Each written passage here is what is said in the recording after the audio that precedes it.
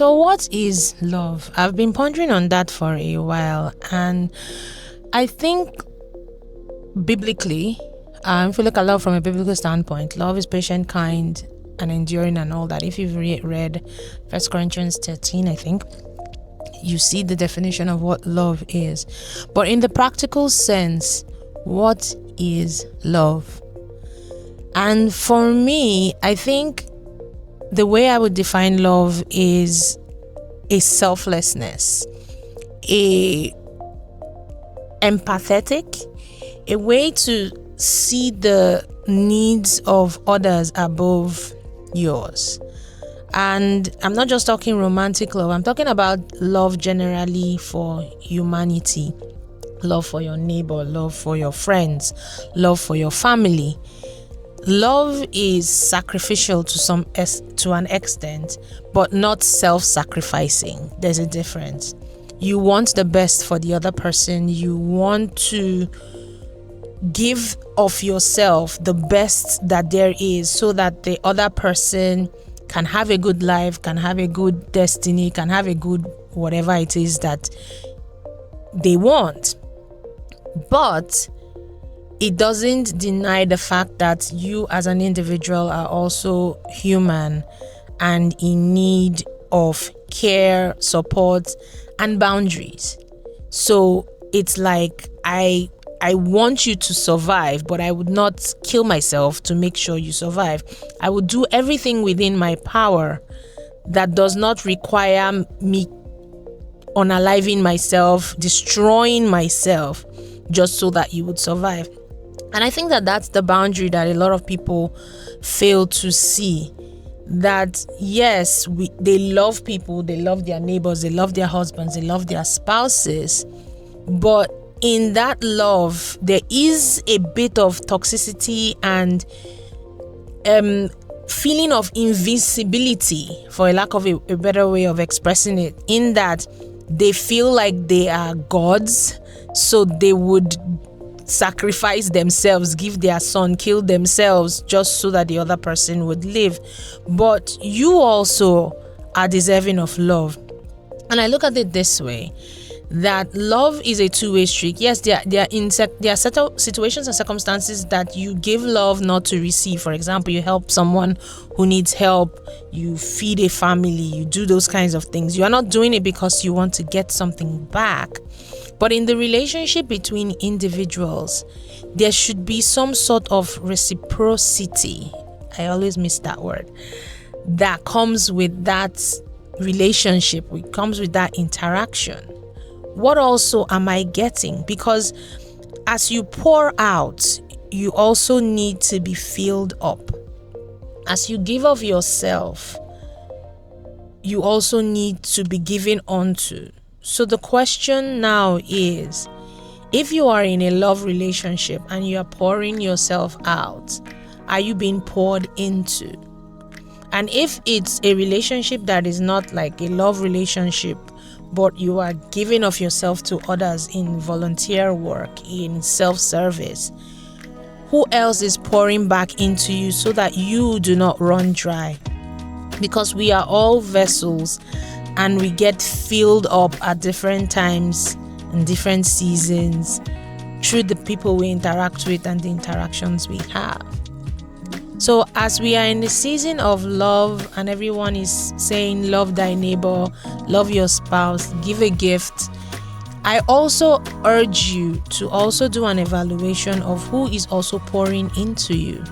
I'm sorry, my camera just dismantled, so I think framing has changed. So maybe this is an opportunity for you to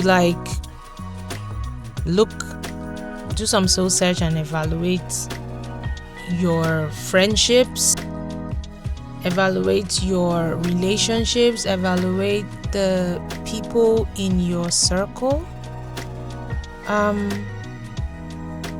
see who truly deserves to be called. I think something has changed here. And think about who truly deserves to be called friend, family, love, or whatever category or name you choose to give the people in your circle. This recording doesn't want me to be great today, but I refuse. So what is love? Love is a responsibility. It's a responsibility to the other person. It's a responsibility to yourself. It's not just romance. It's not just, Jesus Christ. It's not just being fluffy and, being all over the place. It's not about sex. It's not about how much money you are able to lavish on the person it is that you are dating or having a relationship with. It's a responsibility to your words, a responsibility to your action, a responsibility to your commitment to this person. Meaning that whatever it is you say, you will do. You do not make commitments lightly. You do not make promises lightly. You are a man or woman of your word, and it's a commitment to show up authentically every single day for that person.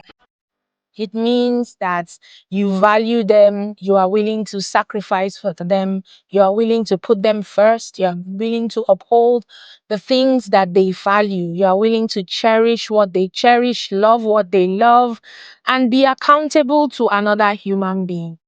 It doesn't mean that you self-sacrifice and disregard yourself in the process or through the relationship. That's not what love is.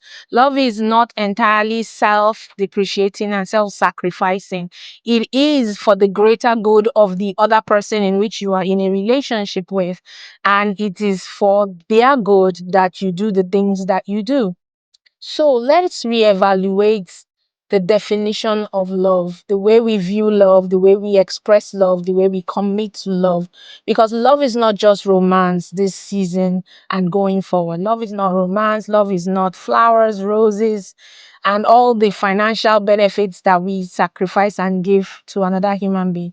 You may be available financially, but if you are not available emotionally or spiritually or intellectually, there is going to be a void and a dent in that relationship, and the relationship is not well rounded. There will be gaps, there will be loopholes, and the other person in the relationship will be left feeling wanting that something is lacking and the whole relationship is incomplete. So take responsibility for the love you process by being honest, true, committed. Keep your yes as your yes and your no as your no, and show up as your authentic self, not pretending to be who the world tells you should be in love, but who you really are. But because it's in the expression of who you really are that love grows, commitment deepens, and forever can actually happen. Those are the thoughts that were running through my mind this morning as I was thinking about the concept of love. Because people are taking advantage of people, all in the name of love, all in the name of people giving of themselves. You do not, because I heard a story recently of a guy who wanted to date a girl, and he was always available. He was giving of himself. He would pick up from the airport. He did all the nice things because he wanted to be with her. And her friends started calling him driver because he was always there. And she didn't love him. She didn't really care for him as much, but she loved the benefits she was getting from him. But all in the name of love, he was trying to prove that he loved her, he was attentive, he could give her what she needed. So he kept pouring and pouring and pouring, and she took it for granted. So it's in light of that that sometimes I think about the concept of love and how far is too far, where are the boundaries, where to draw the line. Why do you keep giving, especially in love relationships now I'm talking about? Why do you keep giving of yourself to someone who clearly does not love you back, who clearly does not want a relationship, but you still chase and still remain the doormat, the one who is being taken advantage of, and you call it love? That may be love for the person, but that definitely is not self-love. That is giving of yourself to the extent that you have lost yourself, your dignity, your pride. And I think it's kind of like bordering on obsession, because the signs are clearly there, even if the person hasn't said it directly that, yeah, I'm not I'm not interested in this, I don't want to do this. So anyway, before I continue ranting and this video becomes too long, I just want us to evaluate the concept of love and how we look at it and how we give of ourselves, and know that, especially in love relationships, that there is a line.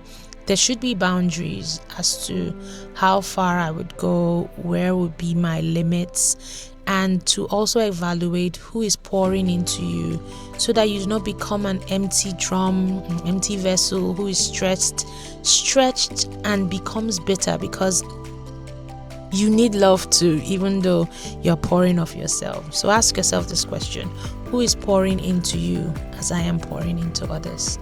Maybe that's the place to start from. Happy Valentine, happy Love Week. I'll see you in the next one. Toodles.